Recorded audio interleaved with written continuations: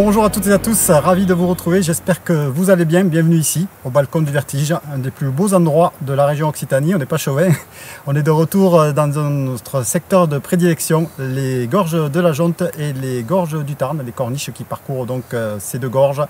Et c'est parti pour une nouvelle belle randonnée. Merci à vous de votre fidélité, bienvenue aux nouveaux. Pensez à vous abonner et à activer la petite cloche pour les notifications. Et bien c'est parti en Lozère. On n'est pas très loin du Rosier, on a débuté depuis les abords du village du Truel, à côté de la maison des Vautours. Et on se trouve donc actuellement sur la première corniche du jour, celle de la Jonte.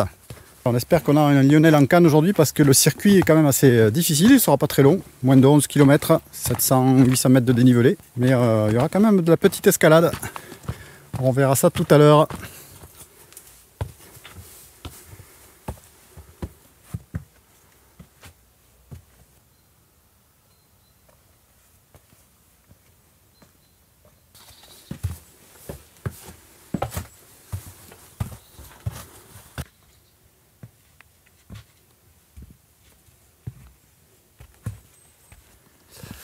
Allez, on est parti vers la deuxième curiosité du jour, après le belvédère du Vertige. Et bien là c'est une découverte, même pour nous. J'ai trouvé ça sur un petit topo guide. Il est question de l'observatoire, un point de vue non mentionné sur aucune carte. Là on comprend mieux pourquoi ça s'appelle l'observatoire. On est vraiment à l'aplomb de la Jonte. Et ça continue encore un peu, Lionel. Alors, je te suis. Hein. On croyait être au bout, mais non, il y aura une vue encore plus belle là-bas, je pense. Ah, ça va jeter cette vue. Magnifique, le Causse Noir en face de nous. Peyrelot juste en bas. Et puis là, stop. Faut plus aller plus loin là. L'observatoire, ouais. Notez-le sur vos tablettes. Ça serait dommage de ne pas y passer parce que ça fait juste un petit détour qui est pas très long. Qui est vraiment superbe. On est déjà venu plusieurs fois ici, mais là je crois que c'est peut-être une des plus belles vues sur le coin. Hein. Avec le rocher de Capluc et sa croix au fond, l'enclume juste éclairé par le soleil, et puis les falaises environnantes, et puis le rocher de Franck Bouteille vers lequel on va aller tout à l'heure. Il commence juste à sortir de l'ombre là, ce rocher massif. On va tenter de trouver un passage là-dedans. Et là voici les gorges de la Jonte.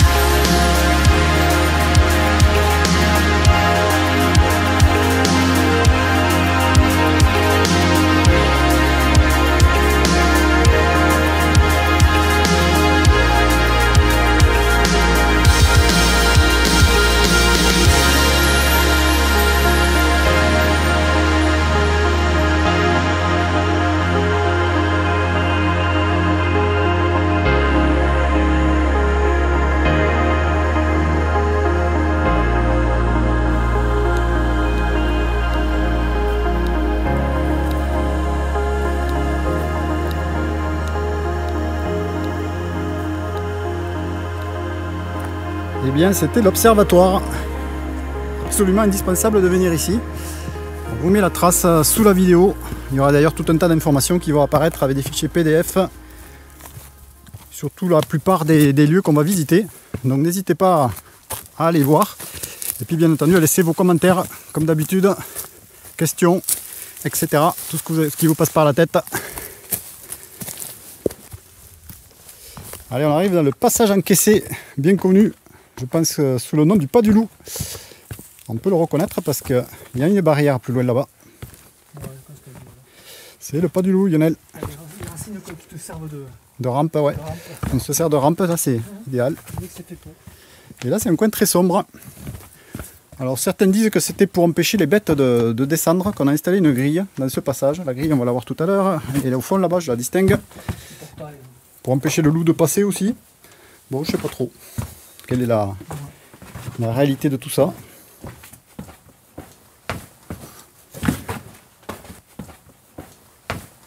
Je te laisse ouvrir la porte de l'enfer. D'ailleurs que la porte est toujours ouverte. Personne ne la ferme en plus. Ça sert à rien. Attends, je vais essayer. Je ne comprenais pas. Passage escarpé ici quand même, attention. Je la referme derrière moi. Ici, hop. Allez, fermé. Bon, je pense qu'il y en a d'autres qui vont l'ouvrir aujourd'hui. Voilà, ça y est. Le loup passera pas. Et là, la roche est bien polie par le passage des pas, qui sans doute sont très nombreux ici. Hein. Oh, oui. Allez, le Pas du Loup, il est passé. Le Pas du Loup franchi, voici les deux superstars du coin. Le vase de Chine avec sa pointe au sommet. Et au fond, c'est le vase de Sèvres qui est beaucoup plus plat. Et la petite histoire, eh c'est qu'en 1936, il a été vaincu pour la première fois. Il a fallu attendre très longtemps pour que des hommes y montent au sommet par un procédé assez étonnant. On avait installé un canon, on a tiré une espèce de fusée avec une ficelle, une corde, qui est passée de l'autre côté et puis on a pu l'escalader. Sinon, c'était impossible avec les techniques de l'époque. Et puis là, voici la face d'escalade sous le rocher qui mesure quasiment 100 mètres de haut.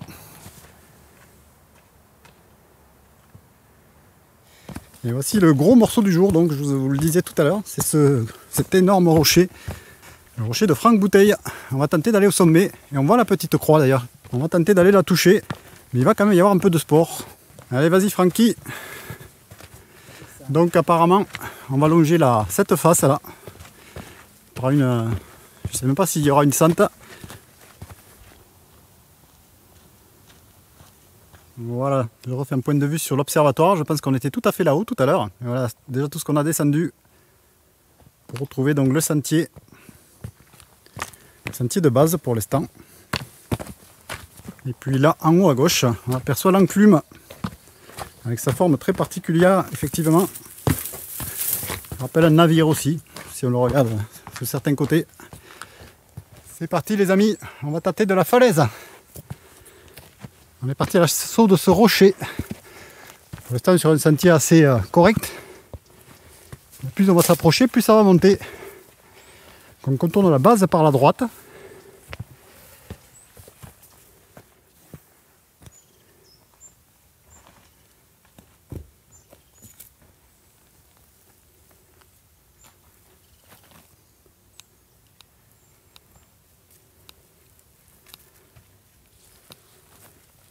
On a le sommet qui est déjà pas loin, mais le plus dur approche.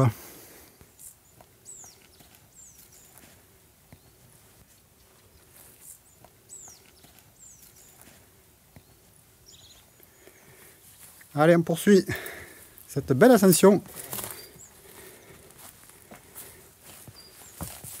C'est tout droit, c'est là-haut, il y a de la corde, Lionel. Il y a de la corde à linge. Le premier passage. Premier passage, tranquille celui-là. Allez, courage Lionel. La première difficulté avec des cordes à nœuds qui te met dans le bain assez rapidement sur la suite du programme. Ça aide bien. Ça aide bien quand même. On pourrait passer sans, mais... Je pense qu'on a peut-être à la descente. Et toujours ces belles formations rocheuses. Il y en a des centaines ici. Magnifique.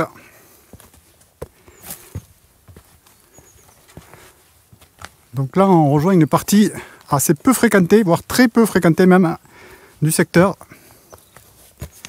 La plupart des touristes passant sur des sentiers bien plus sécurisés en dessous.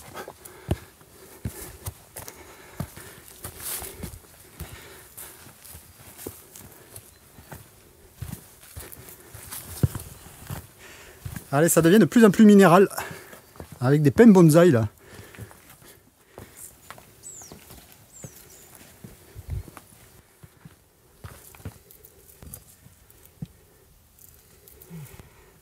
Première partie de la montée, vraiment difficile. Sorte de couloir cheminée. Allez, un peu de corde. On va la prendre. Ça fera du bien. Et on tire. On tire sur les bras, on n'hésite pas. Ça balance un peu partout. Désolé pour la stabilité de l'image.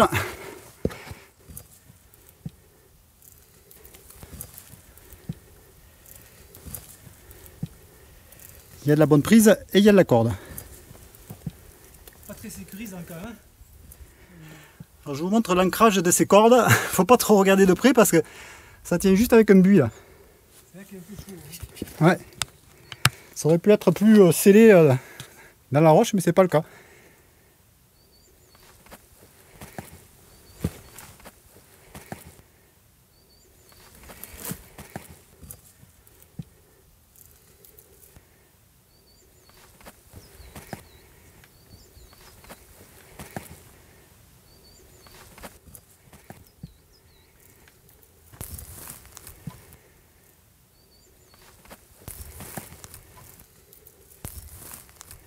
Allez, ben on a fait une belle partie là, quasiment le total.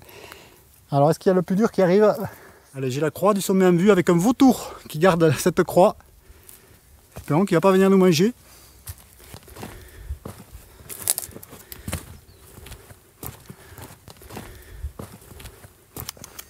Il ne faut pas qu'il nous attaque. Il est un peu sorti des ailes là, c'est qu'il n'était pas content. Eh monsieur le vautour, super, on ne peut pas le voir de plus près. Bon, il me regarde hein.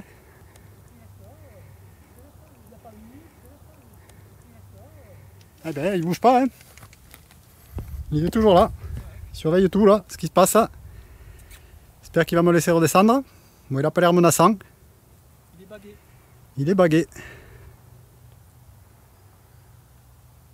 Il avait les puces là. Ouais. Il n'a pas peur hein, de ces oiseaux. Je pensais qu'ils avaient plus peur que ça, mais ils ne bougent pas. Alors c'est dommage, au moment où l'oiseau a pris son envol, j'étais en train de ranger la caméra parce qu'il me laissait tranquillement gambader. Et donc voici la croix du sommet de Franck Bouteille. On n'est pas loin des 900 mètres ici. Mais c'est pas vraiment l'altitude qui compte, c'est la sévérité des pentes. Et puis une petite info sur cette croix, elle a été trouvée dans la vallée dans les années 80 au hameau de Plaisance. Elle a été réinstallée ici en 1991.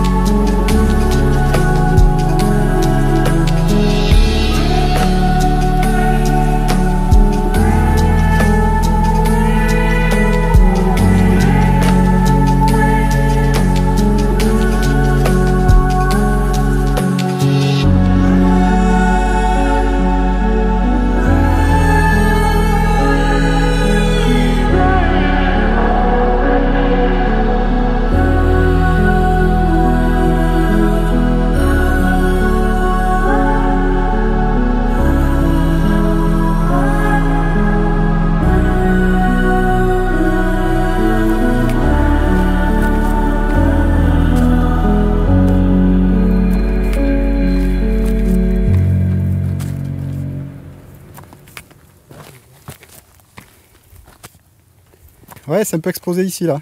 Sur main droite, là.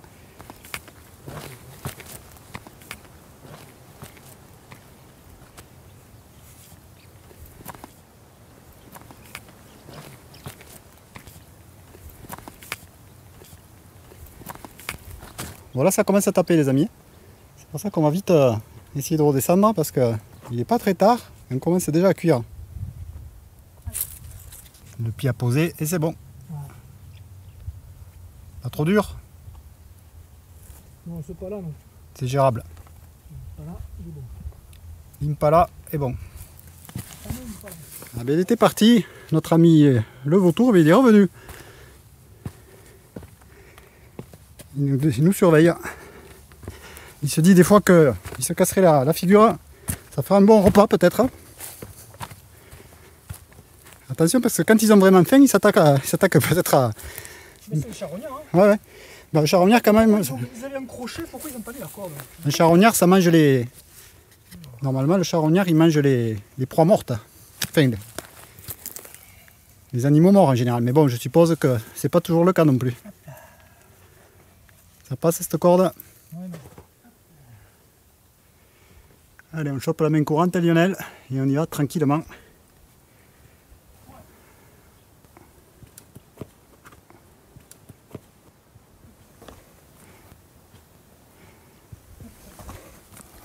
Allez, encore un effort. Voilà. Effectivement, ce qui fait peur, c'est qu'elle soit attachée à cet arbre-là. Ouais, c'est pas quand même un signal de Noël. Et là, je vous montre la suite des réjouissances. Ah, c'est un beau petit couloir là. C'est pas une cheminée parce que c'est pas assez raide, je dirais. Voilà le fameux couloir qui n'est même pas équipé de cordes parce qu'il y a de la prise partout là. Ouais. Pas de problème là.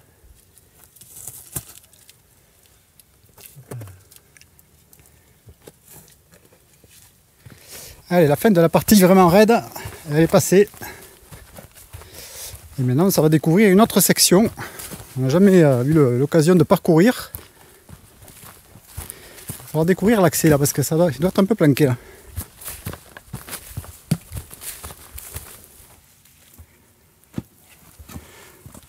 Ah ben Lionel, tu croyais avoir fini? Ça continue. Il y en a encore des petits couloirs. C'est pour rejoindre le sentier normal, c'est par là. Allez, on est sur le fil d'une arête pour l'instant, c'est assez tendu. Il y a un peu de vide un peu à droite à gauche de la désescalade. Il faut avancer prudemment. Ah, il y a 4 de descente, hein. Il y a un rocher plat posé sur... Ouais. Alors peut-être on aurait pris la mauvaise piste. Là on domine vraiment tous les rochers du coin là. Ouais, ça peut passer là aussi.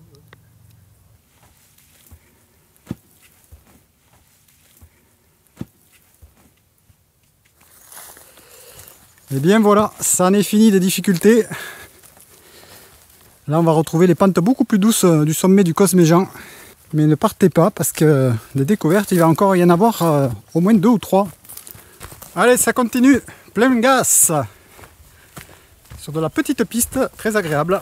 On en aura une plus grosse tout à l'heure. Mais pour le moment, on voit pas grand monde.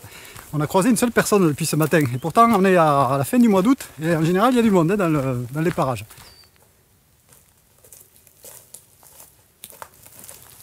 Ah, incroyable ce coin. Ce sentier vraiment excellent. Il y a de la vue à tous les 10 mètres.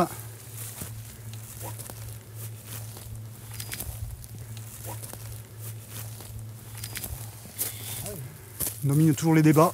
Beau, hein. Superbe. Le cos de Sauveterre est juste en face de nous, avec ses hameaux troglodytiques des Glazines et de Saint-Marcelin. Je crois bien que c'est Saint-Marcelin qu'on voit à l'écran là. Je mélange tout le temps. Et puis voilà, la sortie des gorges du Tarn, le cos noir tout au fond. Et puis devant nous, l'énorme bloc de Franck Bouteille que l'on a escaladé. On était là-haut tout à l'heure. Ben, c'est le paradis du randonneur par ici. On a envie de s'arrêter tous les 10 mètres.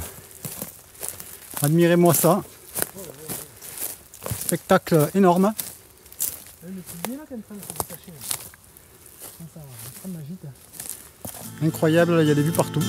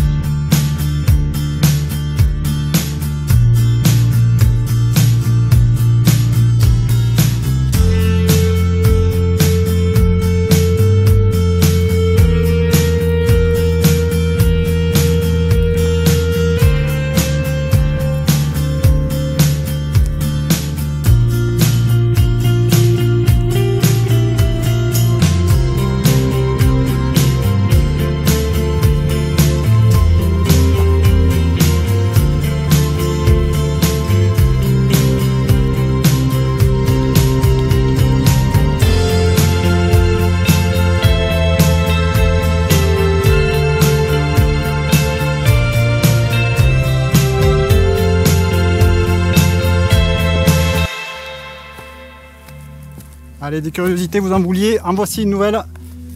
Une magnifique arche qui nous montre le village des Glazines, je crois, juste en face. Et cette arche s'appelle la Belle Fenêtre. Je crois qu'elle porte bien son nom.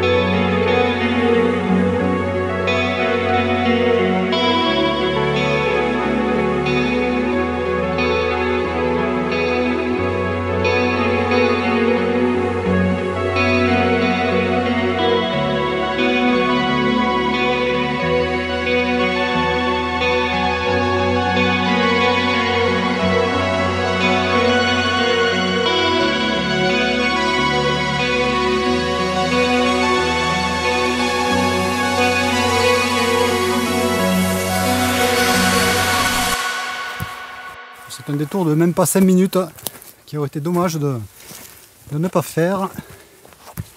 Parce qu'on arrive à un lieu assez particulier. Un lieu assez particulier que je vous laisse découvrir.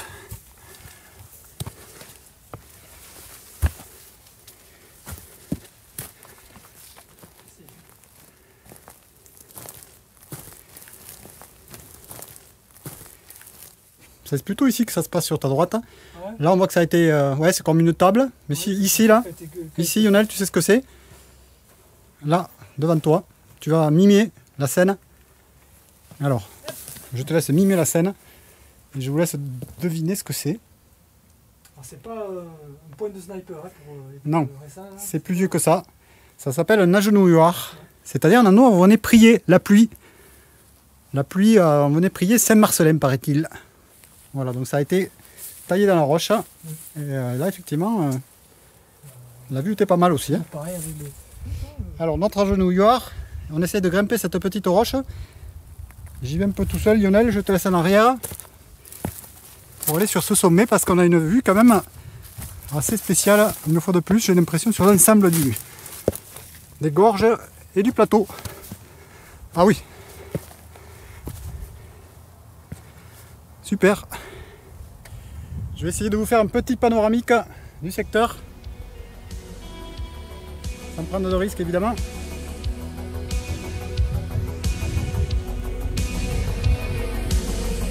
Il y a des souffles de vent assez sympas.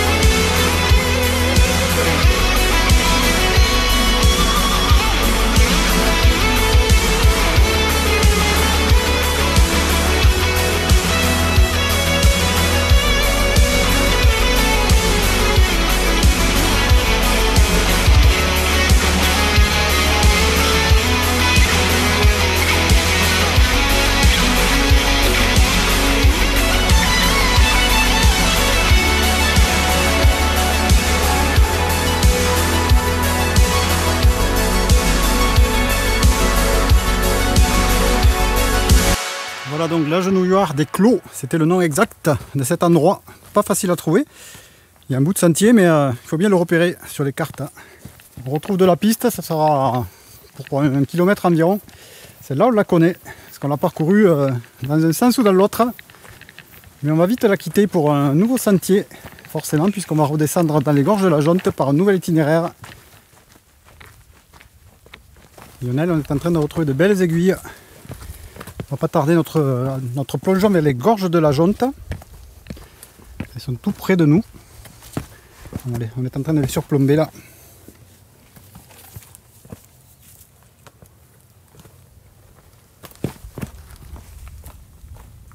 Et voici nos amis des vautours. Ah, il y en a un petit paquet là. Est-ce qu'il y a le nôtre? Ah, je le reconnais, ouais. Et ouais, on a déjà notre point de retour en vue, la maison des vautours. Autrefois on appelait ça le belvédère des vautours. Ça a changé de nom. Mais je vous l'ai dit, je vous l'ai promis, il va y avoir de la surprise. Il va falloir encore mouiller le maillot. Ça descend vite. Mais il va falloir qu'on remonte un peu quand même.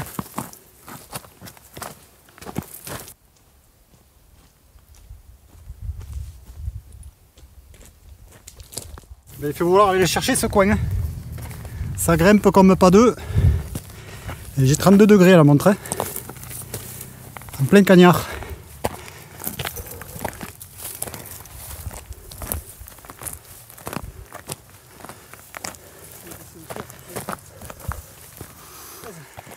Oh que c'est dur.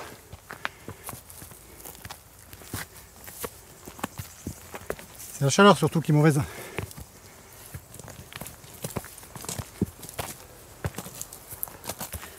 On va finir comme des écrevisses avec cette montée là. C'est la folie.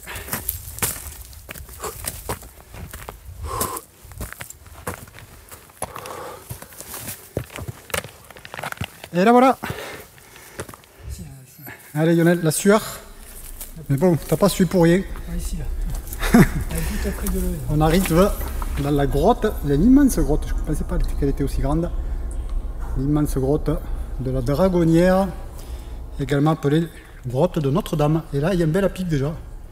Il y a peut-être 15 mètres là, ici. Facile.